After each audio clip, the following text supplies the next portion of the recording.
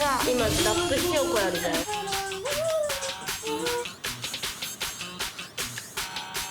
ぐちぐち言ってるそのうるさい DM。もうで余韻もちょっと大変だった。大変ですよね。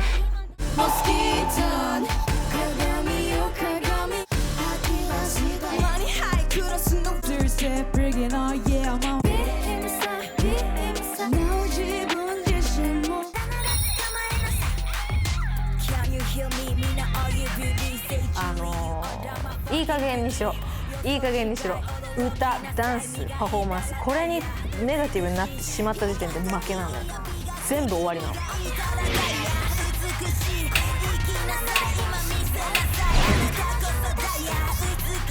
私がノーノーガールズだって、あんたはノーノーガールズじゃないよ、イエスイエスガールズだよって思うわけ。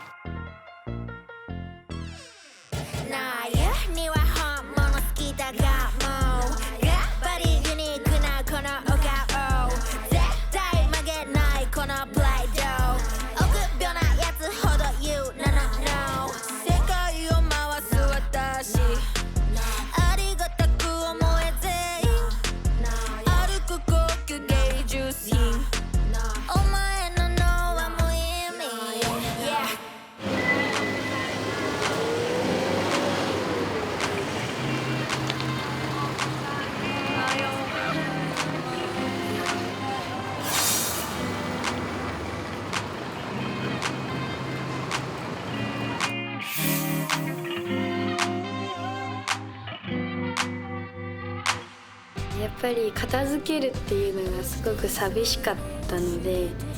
全員がなんか最後なんだなって思うと儚いんだなってすごい思って、今日で結果が分かるし、まあなんかこの21人での思い出もうラストになっちゃうなって考えながら、いや自分は昨日のパフォーマンスどうだったかなみたいな、なんかちゃんみなさんにあんまり質問されなくて、そのパフォーマンス終わりに私ってなんか大丈夫かなみたいな、ちょっとネガティブモードに入りそうでやばいと思って寝ました。やっぱり自分はいい評価を、望んでるからこそあんまり悪い結果を考えないようにしてて、そうですね、いい結果だと信じてるんで、次どういう審査があるのかなっていうポジティブが早すぎるかもしれないんですけど、そっちのワクワクもあります。通過者はもう決まりました？決まりました。結構順調に決まった感じですか？まあ最後の一人以外はもうこっからは本当に難しいです。この前まであんまりこう情を入れずにというか、いい意味であんまり人間性を見ないようにしてたんですけど、こうちゃんとスキルとかこの子が持ってる声とかこの子の人生みたいなものからこう出てくるそのパフォーマンスだったりとかにフォーカスしてたんですけど、今回は一人一人と結構ちゃんと会話ができたので、その子たちが書いた歌詞を見るとやっぱりこう伝わるものが全然違うので、しかもそれを歌唱したものを昨日見せてもらったので、やっぱりその深さは全然違いますね。いやめちゃくちゃ苦しいですよ。もう嫌ですね。やっぱりもう嫌ですね。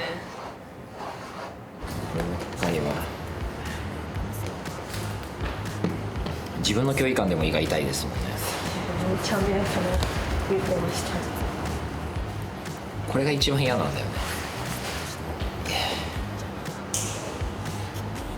でも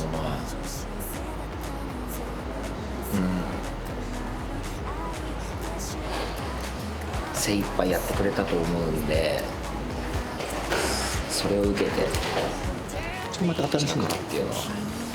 こちらからできる唯一にして最大の誠意はちゃんと向き合うということの気がします。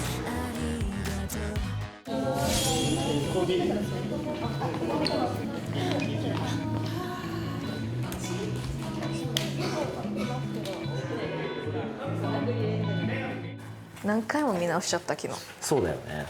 なんか決めた後にも本当にそれでいいのかってなるし。この瞬間やだな、本当にやだな。大丈夫。おはようございます。おはようございます。じゃあ皆さんお疲れ様でした。昨日はお疲れ様です。で今から、5次審査に進む人たちの発表をしていきます。で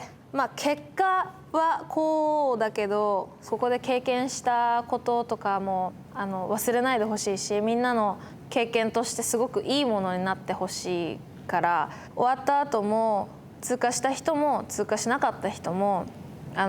基本的にずっと私は相談に乗れる人でいたいなって思ってるので、そこは本当に遠慮なく付き合っていけたらいいなと思ってます。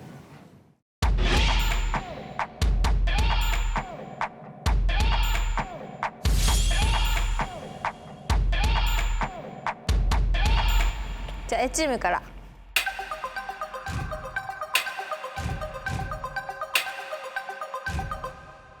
モスキート気づかないようならよなし You say no はみ出すカテゴライトからまずココ。ず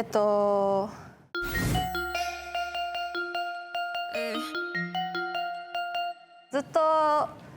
プリプロの段階とかはさ、結構意外と初めて私がココの表情を見たなっていうぐらい結構自信がなさそうだったりとかしてて、でその本レックの時は逆にすごい引っ張ってたりとかしてたと思うんだけど、自分の歌詞を書いたりとかその曲を作ったりとかする中で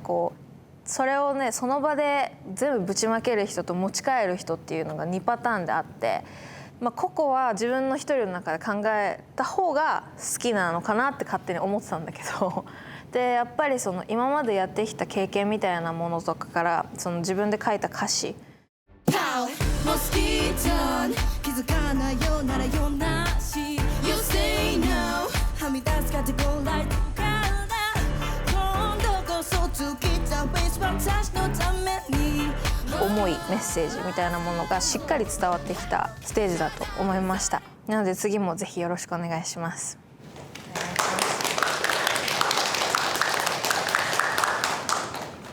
モスキート気づかないようならよなし You say no はみ出すカテゴライトからで次ココナ。ココナはやっぱりその、作ったことあったりとかその経験がやっぱりあるからこその引っ張り具合だったと思うし、いろいろ率先してやっていたと思うんだけど、なんか個人的にはもうちょっと音楽いろんなの聴いた方がいいなって思った。でちょっとギリギリだったかなって。例えばココナの場合ってさラップが好きでしょ。で自分で自ら結構いろんな場面でラップをいろいろしてたと思うんだけど、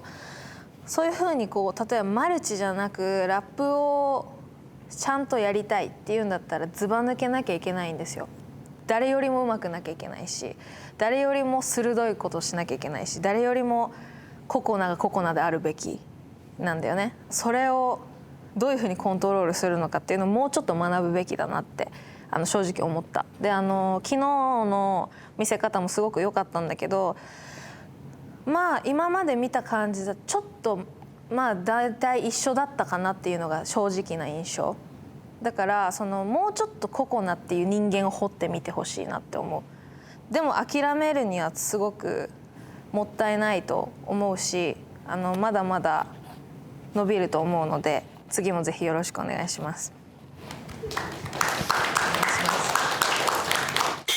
憶測その他もの全部もいい趣味ですね。全くもう平気で付き合う世間に No No We under 20 kHz。 次サラ。サラはやっぱりずっと、プレイバックの時を除いてずっと自信がなさそうなんだよね。でそれは私ずっと気になってて、何回かちょっとサラに言ったこともあると思うんだけど、持ってる声、スキル、そしてパフォーマンス、全て文句ないです。本当に素晴らしいです、サラは。だけどその自信のなさがめちゃくちゃ足引っ張っちゃってる。もったいないなって私はずっとサラのことを考える時間が多かった。このオーディションの間もずっと結構サラのこと考えたし、大丈夫かな大丈夫かなって。もっと強くなれると思うんです、サラって。本当は強いはずなの。もっと強くなれるはずなの。でそれを自分でその可能性をちょっとなんか押し曲げてる感じがしていて、ちょっと逃げ癖を感じる。だからサラには逃げないでほしいし、逃げたいって思った時こそ自分で鏡を見て、自分の求める未来とか自分の求める姿、そして自分の求める周り、環境、音楽、そういったものまで全部考えてくるべきだなって思いました。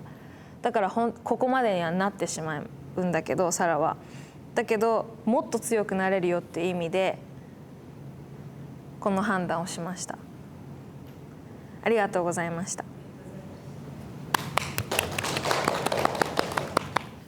なんか正直自分でも感じてたところではあります。今回の審査で同じチームに組んでもらった2人とスキルの差になんかこう打ちのめされちゃった時があって、歌詞を書くのにもレッスンを受けるのにもなんかそればっかりになっちゃって、作業にも集中できてなかったところがあって、そこはすごく2人に迷惑をかけたし、自分って何なんだろう、なんでここにいるんだろうっていうのはすごく考えてしまったところであって、確かに自分の中で一番課題だったと思います。自分のやってきたことを認めてあげて、もっとこう表に出すっていうのは。正直ね、私も全く共感できないわけじゃなくて、私もサラとどっちかっていうと似たような人だと思ってるんだけど、それをサラがやることでサラの過去を全部否定してることなんだ。自分自身が好きでやってきて、めちゃくちゃ努力して、もう本当に若い頃からやってるわけでしょ。でそのちっちゃい自分に中指立ててるのと一緒なんだよね。その子泣いてると思うよ。こんなに頑張ったのにって。でそこを抱きしめてあげられないと成功はできないと思います。自信がないことが今のサラにとって悪いよっていうよりかは、過去のサラにとってすごく悪いことをしてると思う。自分が生きてきたっていうその足跡みたいなものをちゃんと見てもらわないと生きたことにならない。適当に生きてることになるから、一個一個踏んだ自分の足跡をちゃんと見返してみてください。で絶対できると思うから、また会えると思ってます。ありがとうございました。頑張ってください。ありがとうございます。不安とかネガティブとか自分なんかって思うことって決してマイナスばっかじゃないと思っていて、多分本当の意味で自分を好きになるとか自分を愛する最初には絶対それ来ちゃうと思うんだよね。でも本当それ正しいルートで、そういう風な気持ちになっちゃう自分も可愛いな、そういう風なところがあったけど今やれてる自分ってすごいな、偉いなっていう一歩目のための本当ハードルが来てるだけだと思うし、それ認めて愛してあげられたら絶対すぐ一歩目の階段はありますし、周りの人が同じようにそういう不安とかネガティブとか嫌な自分とかを抱えてやってるっていうのを共有して戦えるチームは強いし、みんなはグループとしてデビューしてほしいので、そういう気持ちを持ってほしいなとも思います。何せ素晴らしいパフォーマンスでした。ありがとうございました。お疲れ様。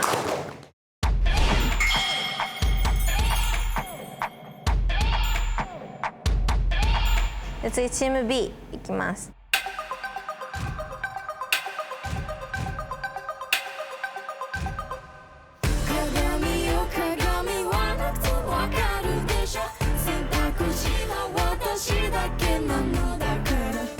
まず愛子。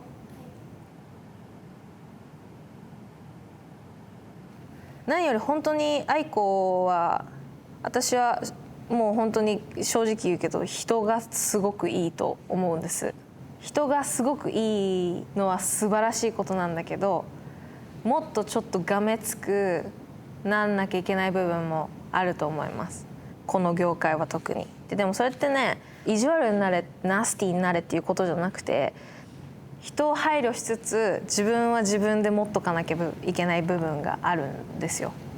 それがもうちょっとかなって私は思った。でピッチがやっぱり練習すごいしたんだろうけど、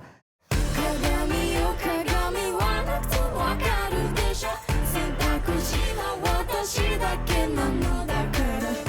でそこら辺が私的にね、正直まだちょっと時間かかるかなって思いました。1,2 ヶ月で治らないかなって。でせっかく書いた曲が昨日のパフォーマンスだと何言ってるか全然伝わってこないのよ、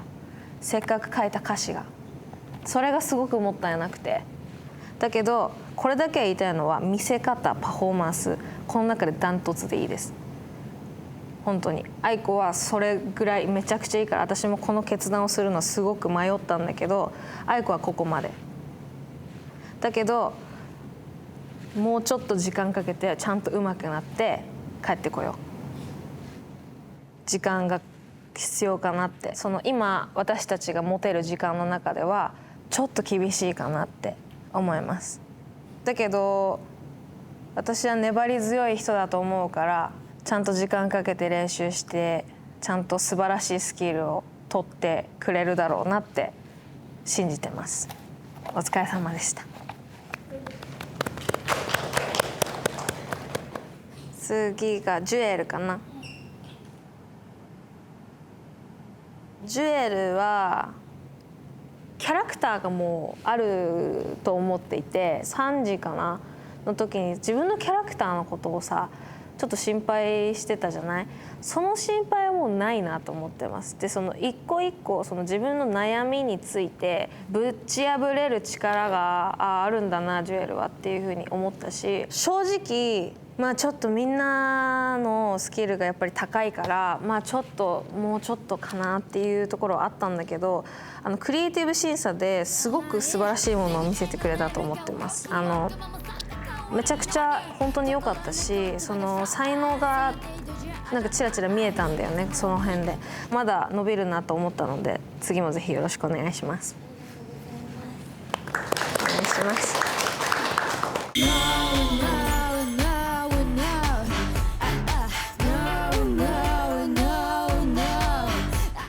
次が響かな。響はまず持ってる声、ポテンシャル、パフォーマンス中の声のあるべき場所みたいなところは本当にダントツだなと思ってます。でもそれをね、響が分かってない。ずっと昨日もパフォーマンス中すごく自信がなさそうだった。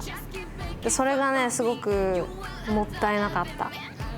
響はね、そのコントロールっていうのが一番大事かなと思ってて、それは声量のコントロールもそうなんだけど、私は声量のコントロールができない人は感情のコントロールもできないと思ってるのよ。で声量のコントロールができる人は感情のコントロールもできると思ってるの。自分の自信のなさがすごく声量にも出ているし、でそこのコントロールをもうちょっとやらないとなって思います。でそこはぶっちゃけ治るのよ。1,2 ヶ月とか頑張れば治ると思うのけど、その顔、その自信のなさそうな顔って時間かかるんですよ。だから今回は響がここまでだけども、私は絶対治ると思ってる。私は特にステージで自信がなさそうな人は見たくない。だから本当に自分は素晴らしい声を持っているんだっていうのだけは絶対に忘れないでほしい。死ぬまで忘れないでほしい。せっかくいい宝持ってるんだから、それをうまく使いこなせるように祈ってます、いつも。だからぜひこれからも諦めないでほしいです。お疲れ様でした。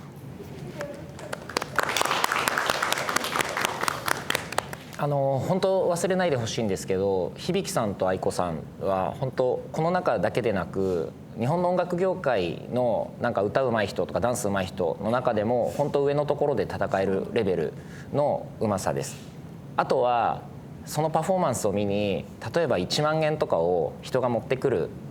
時に、その1万円を高いと思わせるか安いと思わせるかはステージの上に立ってる人間の責任になってしまうので、とっても怖いことだと思うんですけど、それができる人間であるっていうことは絶対忘れないでおいてください。ありがとうございました。素敵なパフォーマンス。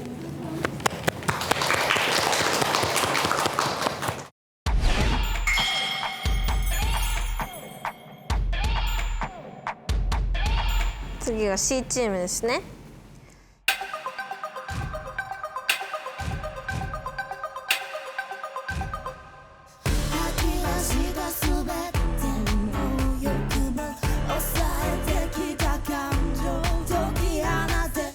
まず楓は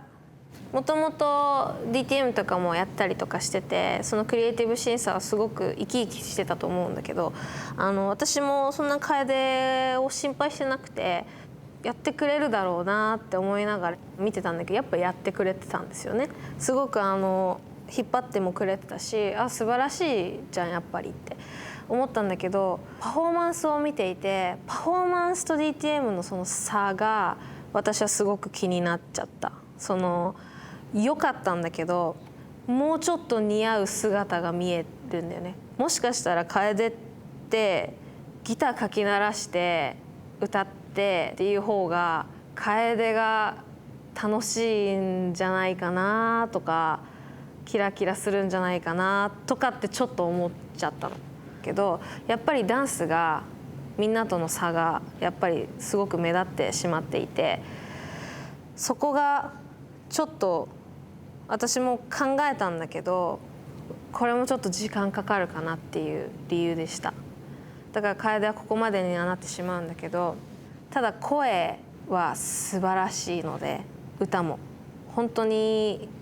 日本ではなかなか見れないものを持ってると思うので、そこはもう頑張って手に入れたものだと思うんだけど、あともう一歩だね。あともう一歩ダンスパフォーマンスっていう部分をちょっと時間をかけてでもゲットしてほしいです。ぜひ応援してます。ずっと頑張ってほしいです。ももかな。もも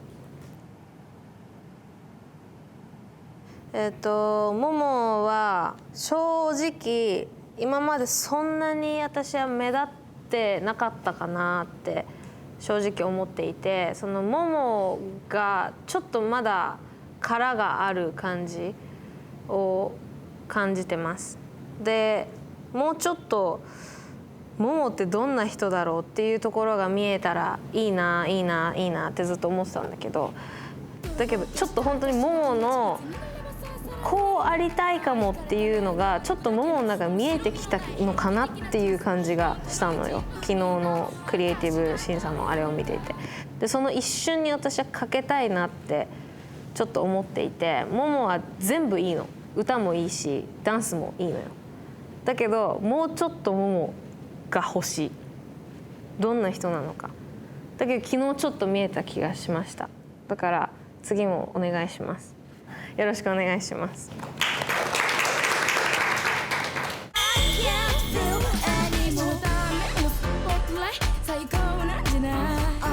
次小春。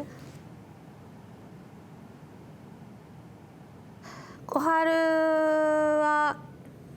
その3次審査の時に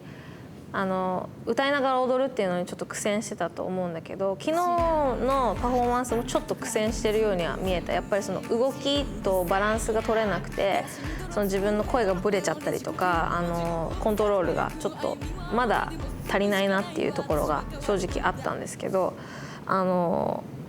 クリエイティブをするために生まれてきたんだろうなって正直思いました。小春を見ていて、その作り方だったりとか、その作ってる段階とかそういうのじゃなくて、作ってる時の小春を見ていて、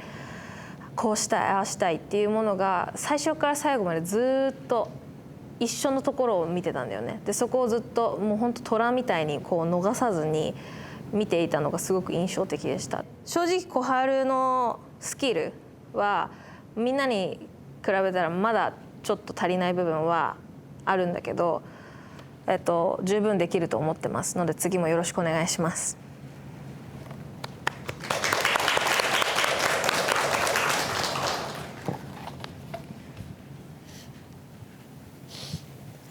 ありがとうございます。やっぱり自分の実力にまだみんなとの差があるなとか、やっぱり自分の納得いくステージ、自分のパフォーマンスが毎回できていないってことは自分でも本当に分かってて、そこから来る不安とかで自分をその過去の自分を責めたりとか、今の自分がなんでこんなできないんだろうって自分を責めたりしていて、精神的に辛い時があったんですけど、でもやっぱりなんか自分を表現するのっていうのが楽しくて、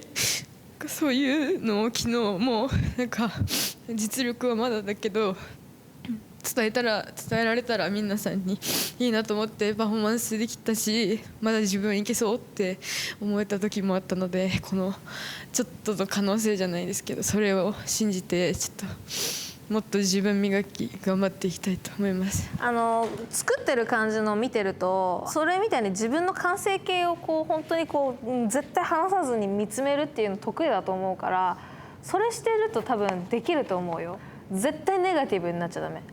別にプライベートとか恋愛とか人間関係とかネガティブになってもらうのはいくらでもいいんだけど、パフォーマンスに関してネガティブになっちゃ絶対ダメなの。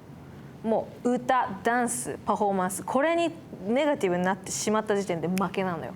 全部終わりなの。練習してきた時間もそうだし、練習に関わってくれたみんなもそうだし、もうこのステージに関わってくれたみんな、見に来てくれたみんなに対してめちゃくちゃ無礼なんですよ。ここが中心なんだから、こっからは絶対ポジティブなものを出していかないと人を離れていくと思います。ただ人間関係とか置いといてね、頑張れ。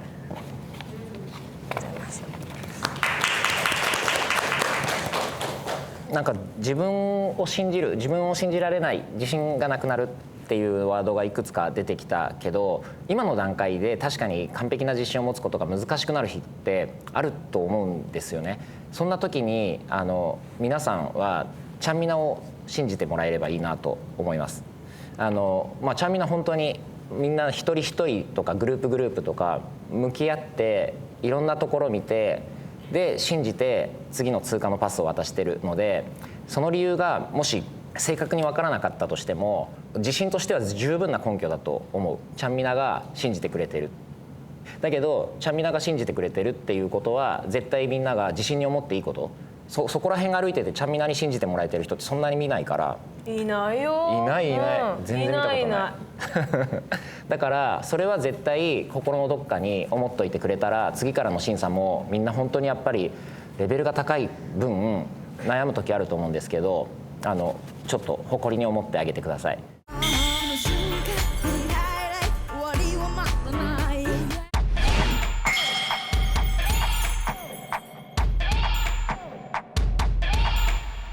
次 D チームですね。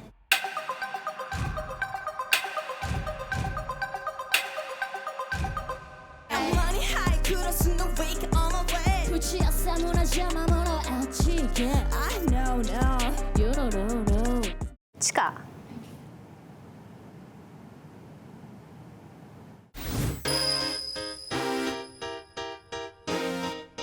今までだと絶対落ちてたり不安になってて、もう苦しくなっとったので、それでめっちゃ怖いです。自分はなんか実力だけはつけてきたけど、すごくなんか人の足を止めたり引きつけられる人間じゃないのかなと思って頑張ってきました。ここでまた落ちたら立ち直られなくなるかなって思うぐらい本当かけて頑張ってきたんで。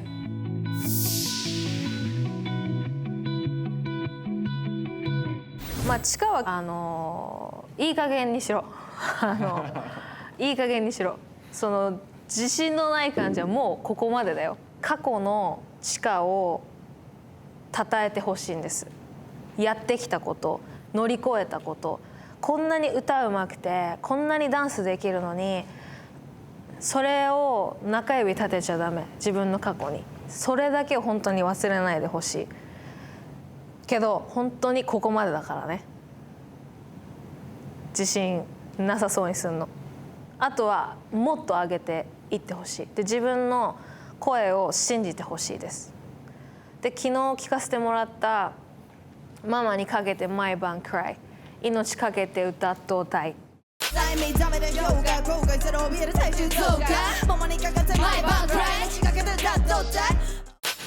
あそこ本当に響きました。ありがとうございます。よろしくお願いします。次も。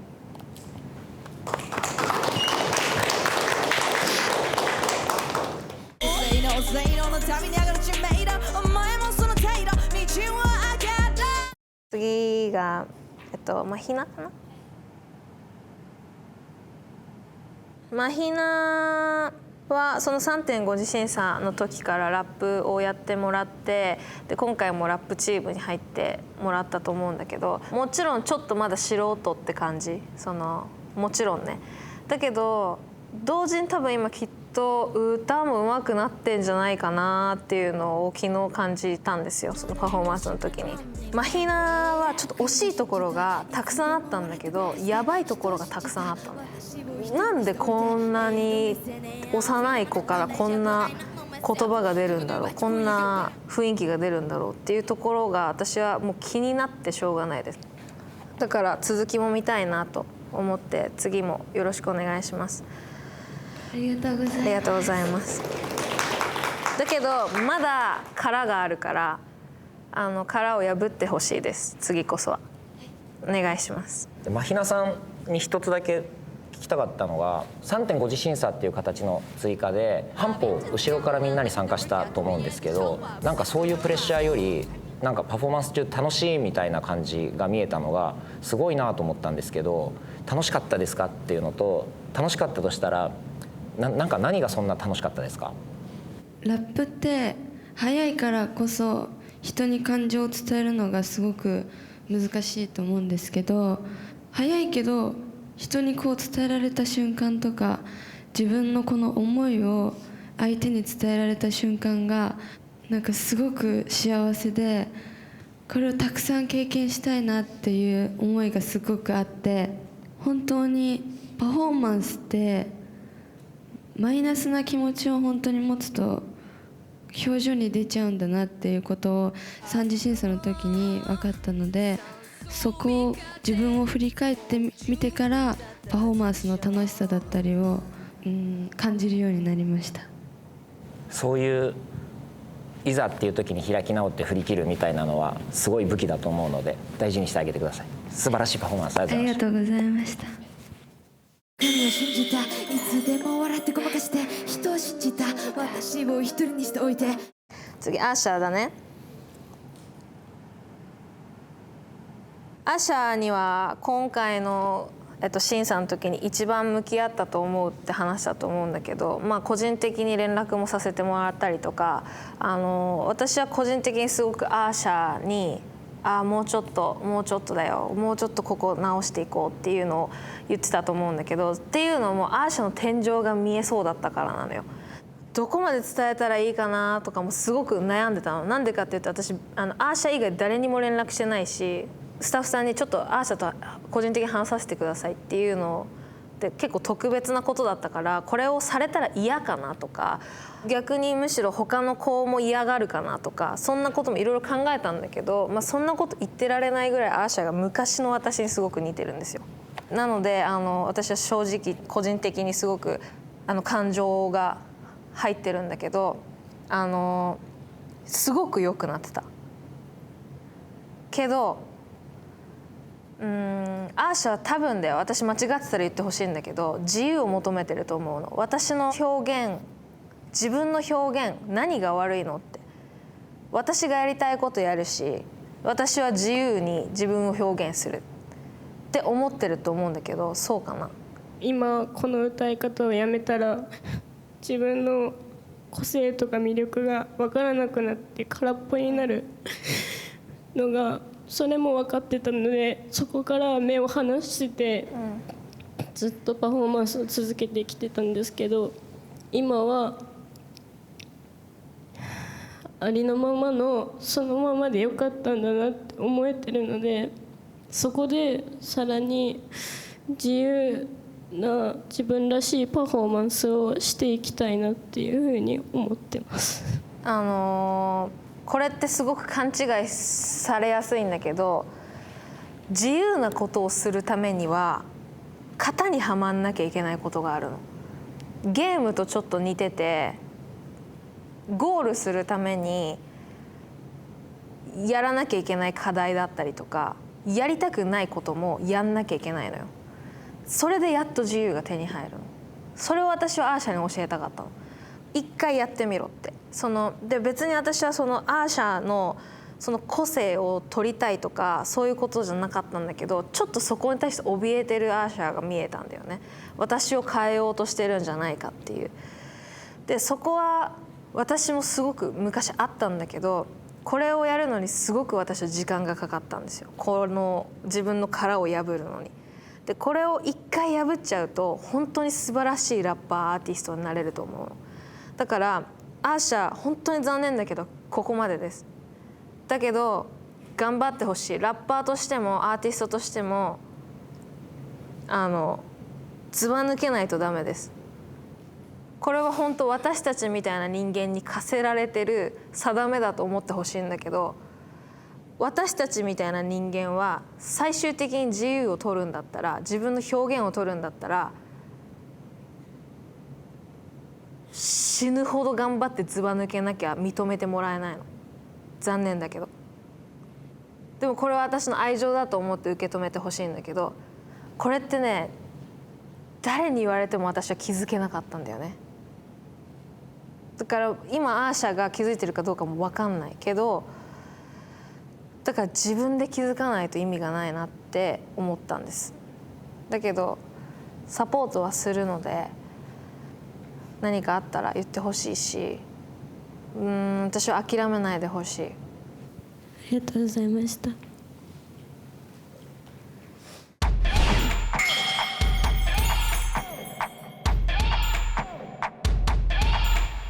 次が E チームですかね。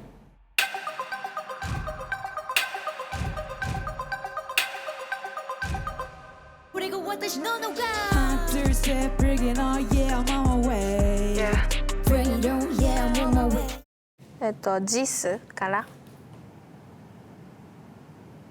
ジスは声は素晴らしいから、もうちょっとだけなんかいろんなバリエーションで歌が歌えるようになるといいなと思ったぐらいです。次もよろしくお願いします。ありがとうございます。でもね、私が一個だけ心配してるのが、楽しめてるかしらっていう。でもここに来ていろいろ新しく勉強して、全てが全部楽しい。今本当に楽しんでいます。あ、本当？顔ほとんど見えないけど、楽しいんだろうな。そうだよね。声が立ってて見てて楽しかったです。声の魅力って本当に素敵だなと思いましたし、みんなの組み合わせ本当に面白いなとも思いました。でも本当に素敵なパフォーマンスありがとうございました。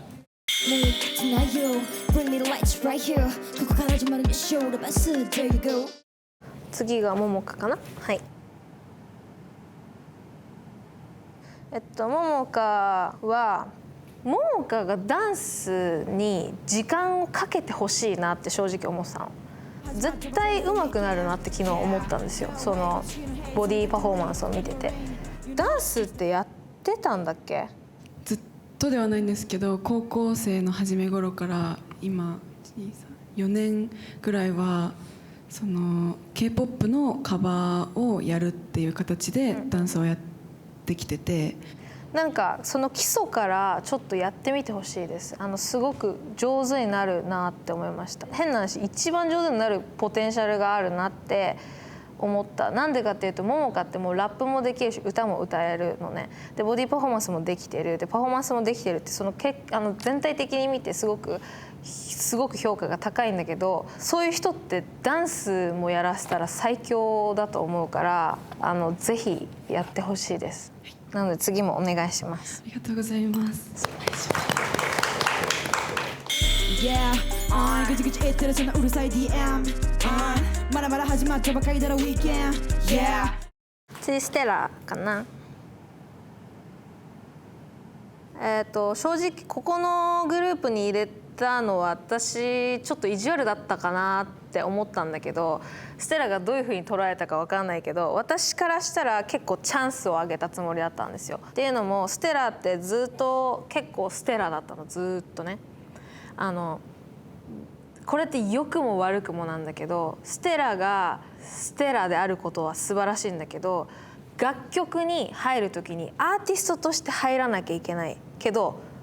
人間ステラとして入っちゃってる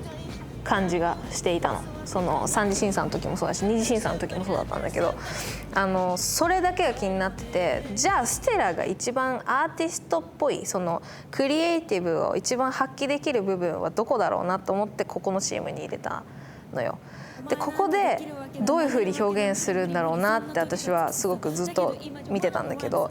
作ってる内容もそうだし歌詞もそうだし、私が注意したところもちゃんとこう掴んでやってくれてた感じも素晴らしかったんだけども、やっぱり人間ステラとしてちょっと参加しちゃってた感じがするの。いろんな歌い方ができるようにならないとダメなんだと思います。これは硬いステラがあることは素晴らしいんだけど、アーティストとしてもっと成長するとしたらいろんな歌い方、いろんな表現の仕方、ステラじゃないステラみたいなもの、いろんなものをやってみて戻ってくるっていう作業が必要だなと思いました。だからステラは残念ながらここまでなんだけども、諦めずにどんどんステラを磨いていってほしいなと思います。ありがとうございました。はい、いやどちらも素敵だと思います。自分もちょっとステラさんのタイプとだいぶ違うアーティストだから、そのスタンスアティチュードの方すごいリスペクトするし、そういう風になりたいなって思ったことも今まで何度もあるので、でも多分もうこれだ、自分はもうこれだなって思ったちっちゃい丸を押し出すとしても、違う扉開けるとしてもほらなんか丸の境界線どこなのかなって知るためにここ塗りつぶす作業みたいなのは多分どっかでやった方がよくて、自分がこういうスタイルなんだ、こういうアティチュードなんだっていうのをもっと明確にするためにもやってないこと、やってない服見てみるのは絶対に良いと思いますし、その結果それで丸がもっと広がっていったんならそんなに素晴らしいことないですから、まだ可能性が本当に計り知れなくて、見ることがあんまりないタイプのアーティストなので本当にリスペクトしてます。素敵でした。ありがとうございます。ありがとうございました。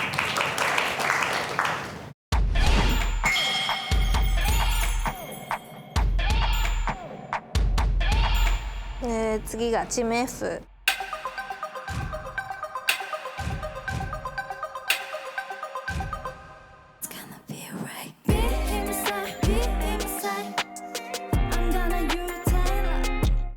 ふみのからかな。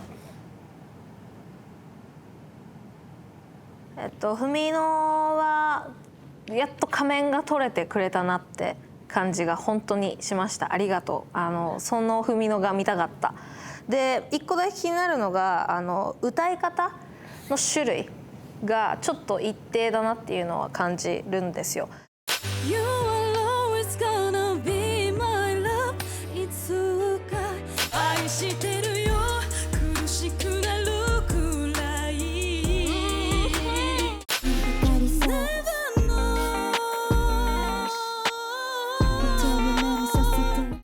なのでそこをちょっとボイトレでりょんりょん先生と一緒にいろんな種類を作っていってほしいです。で私そこができないんだったらちょっと厳しいかなってちょっと思ってりょんりょん先生に相談したらできるよそれぐらいはっていうことだったので、次もぜひ頑張ってください。よろしくお願いします。お願いします。ありがとうございます。歌い方をバリエーションを増やさなきゃいけないのはもう分かってるので、結構今おっとり静かに歌ってきたので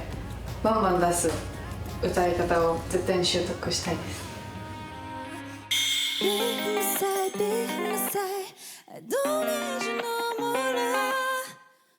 で次がさやかかな。さやかは今4次審査だけど2位3ってずっと自信なさそうだったじゃん。でさやかもすごい今回やっと解き放たれた感じがしました。でもまだ若干壁が見えるかなっていう感じは正直してて、けどだいぶ取れた。もう8割ぐらい取れていて、歌に関してはちょっと苦手意識をまだ感じるから、苦手意識を感じないぐらいまで練習をしてしっかりそこ自信持ってやってるところをもっと見たいなと思ったので、次もよろしくお願いします。ありがとうございます。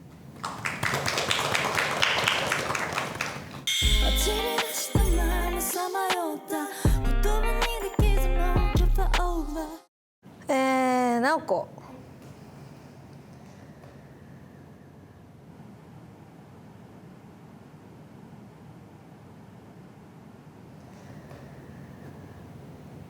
文句ないです。次もよろしくお願いします。お願いします。本当に素晴らしかったです。そのダンスなんであんな上手くなったの？急に何したの？ああやって歌いながら重心下にしてヒットを打ちながら声がぶれないなんてことを私もできるか危ういです。本当にそれぐらいスキルがいるし、時間かけなきゃやれないことを練習したの？それとももともとできてたの？この3次審査を終えての2ヶ月、だいぶ練習して辛かったんですけど、ここまで上がりました。本当に素晴らしかったです。あれなかなかできないです。多分この人も難しいと思う。いやびっくりした。おったまげた本当に。ってぐらいプロも難しいことを平気でやってるところを見て、何回も何回も鏡見て何回も向き合って自分とやってきたんだろうなっていうのがすごく伝わりました。そのひたむきな努力の仕方とか直子らしいし、歌も本当にどんどん上手くなってってるのを見て、本当に陰で努力してるんだろうなっていうのがすごく伝わってきて、本当に素晴らしかったです。よろしくお願いします。ありがとうございます。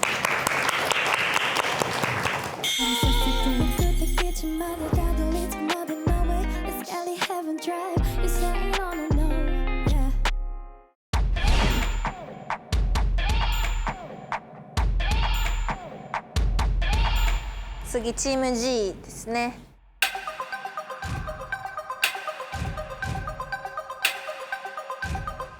見失う自分自身も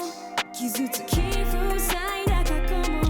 今を生きる翼に。有利からかな。有利も自信なさそうです。なんで自信ないのか私は正直分かんなくて、いろいろこう観察してたんだけど、あんまり感情顔に出ないじゃないあなたって。でもクリエイティブでだいぶそれがなくなった気がしたんだけど、多分自分は分かってるはずだと思うのね。でそれを多分人にも共有しないタイプだと思うから、そこは次までには直してほしいなって思ってます。そうしないとスキルが上がってこないから。で今みんなと同じぐらい、もしくはちょっと下ぐらいのスキルのところにいると思うんだけど、そこをクリアできないとグンって伸びないので、まず自分のやってきたこと、自分の声、そして自分のパフォーマンス、自信持っていただいて、次もよろしくお願いします。ありがとうございます。目を閉じる、色が変わる、過去の自分の強さも鏡みついてあざになる。次アミかな。アミはもう口癖がこんな機会をありがとうございますっていうぐらい本当に明るくて人間性もすごく素晴らしくて、みんな大好きなアミだと思うんだけど、まずね、パフォーマンス面で言うとちょっとやっぱ見せ方が一定になってしまってる。その似てるんだけどステラとかアーシャとかと人間アミっっていうのスキルが上回ってこない感じがすごく残念かなと思ってます。でアミはいつも言うんだけど、私がノーノーガールズだって。あんたはノーノーガールズじゃないよ、イエスイエスガールズだよって思うわけ。なんでかっていうと、アミがそれを自分でノーにしてると思ってる。私は過去に何があったか分かんないけど教えてくれた部分しか、私は少なくともここにいるみんな、私そしてスタッフのみんな、そして多分これ見てくれてる人たちも全員アミのことを大絶賛してると思ってるの。その過去の人たちとか周りの人たちに対して「あんた私にノーって言ってきたよね」って気持ちあると思うけど、それを私は音楽で返してほしいんだよね。そうじゃないとアミが自分で救えないと思う、自分のことを。で私ずっとアミのこと考えてたの。それでいろんなこと考えたけど、私が救うべきじゃないなって思ったの。アミが救わなきゃいけない部分ってアミでしか救えないんだよね。だからアミは残念ながらここまでだけども、いつかその大きすぎるその自分のアミっていう魅力を越せるスキルを持ってアーティストとして開花するだろうなっていう、信じてるっていう気持ちを込めての判断です。ありがとうございました。ありがとうございます。なんか本当にこのオーディションに人生かけてきたので、なんかちょっとどうしたらいいかなっていう思いが一番強いんですけど、確かに自分でノーを言ってて固めてしまっていたなっていうのはすごいあるんですけど、またこの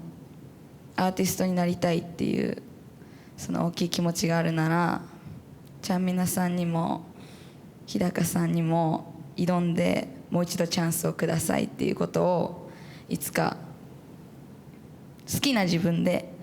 言いに行くので、その時はなんかまたもう一度私のこと見てもらえたら嬉しいです。本当にいい機会をありがとうございました。もちろんです。もう一度というかずっとアミのことは見てるので、アミだったら多分3年ぐらい以内にはありがとうって思ってくれるだろうなっていうのをちょっと信じてる。それぐらいパワーがある人だから、本当になんだろうな、その夢を諦めないでほしいです。応援してます。で最後ココア、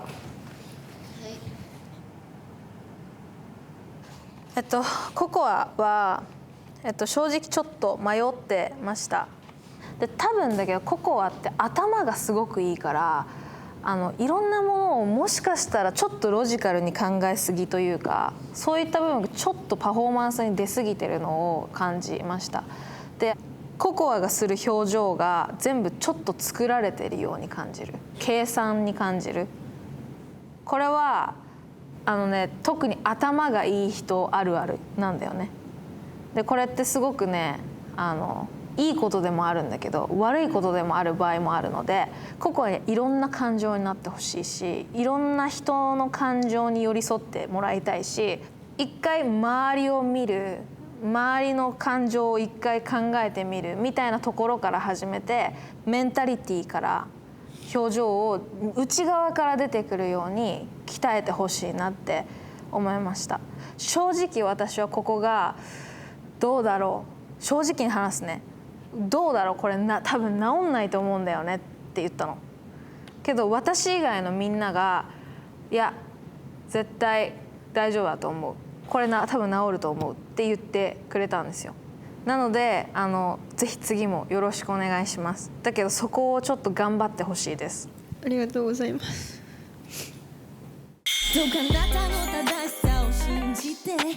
荷物は今だけ置いてきて、怒らせた方が悪いんだよ、私が誰かわかんだろう、世界を回す私、ありがたく思え全然歩く高級芸術品、お前の脳は無意味。ありがとうございます。ありがとうございました。ありがとうございました。がとうございました。ありがとうございました。ありがとうございました。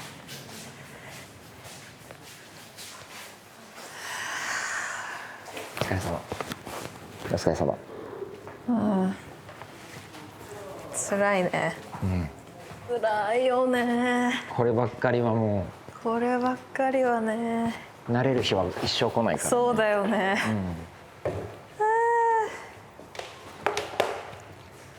でも素晴らしい順位発表でした。ありがとうございます。は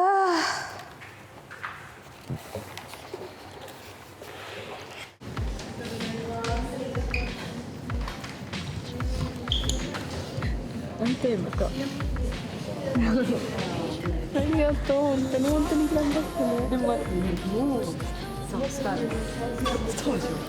オ。英語でスタージオ。めっちゃ嬉しかった。本当に嬉しかったんだから。チャミナさんのこのノーノーガールズ受けて本当に良かったです。なんかこのオーディションで感じたのはなんかすごいチャミナさんが審査をする側なんですけど、みんなと寄り添ってくれて本当に嬉しいです。チャミナさん自身の時間を削ってまで私たちのことを考えてくれたので本当に感謝でいっぱいです。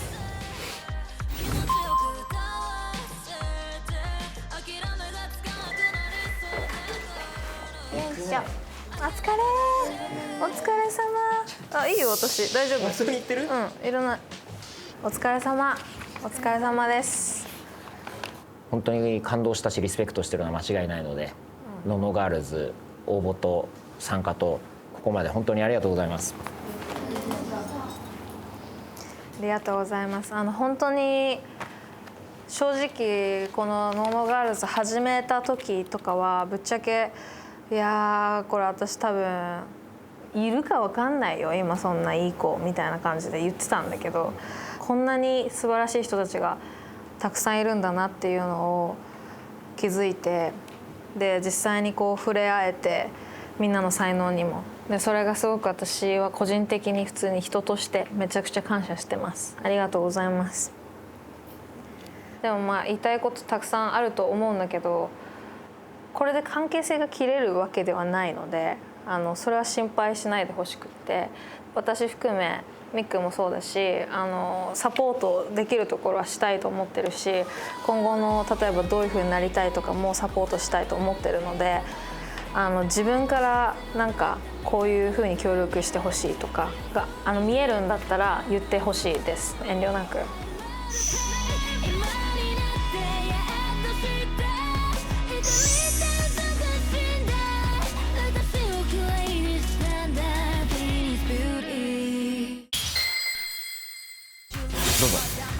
お疲れ様です。2チームに分かれていただいて疑似プロ審査を行います。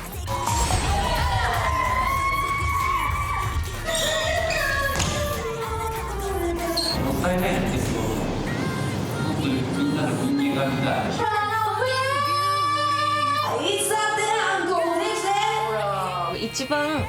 踏みのらしさを出さなきゃいけない。男性陣耳塞いでください。めっ